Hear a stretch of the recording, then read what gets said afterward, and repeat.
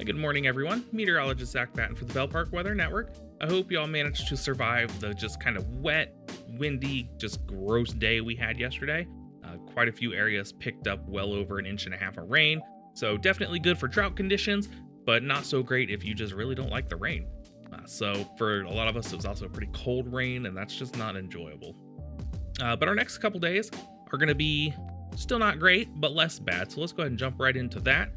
Here we are at 6 a.m. this morning. You see plenty of snow showers around the area, maybe some rain mixing in spots as we will be above freezing.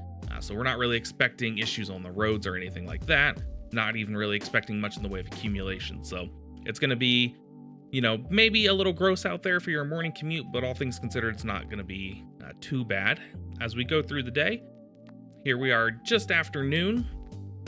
Snow showers are still hanging around, not as widespread, but snow, rain mix happening out there as temperatures are in the mid to upper 30s at this point.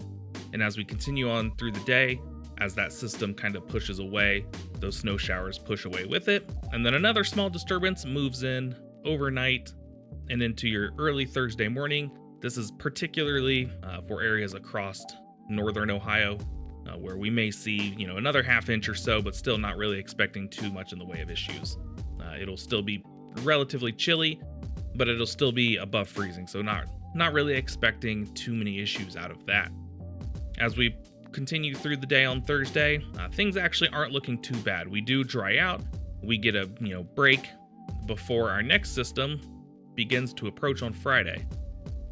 And there it is, hanging out Kansas and Missouri, with your center of low pressure just hanging out right in here. The track on this system still a bit uncertain, so the two main kind of models we're looking at, the American model and the European model.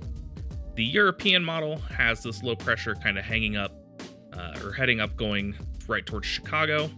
The GFS model has it going more through central Ohio.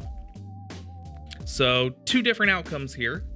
If we get this northern track, or more westerly track, I should say, that's going to bring basically rain for most of us. We'll still get a little bit of snow on the backside, as this will usher in much cooler air. But for the most part, it's going to be not too, dissimilar from what we saw yesterday, with just a kind of a cold rain across the area.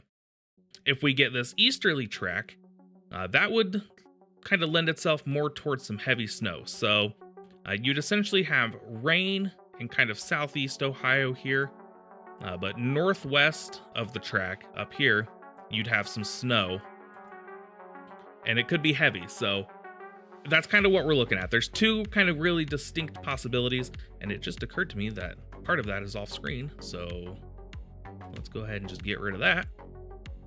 So you have your northern track, and then you have your kind of more eastern track.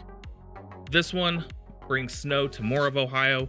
This one brings more rain. So that's kind of the gist of it.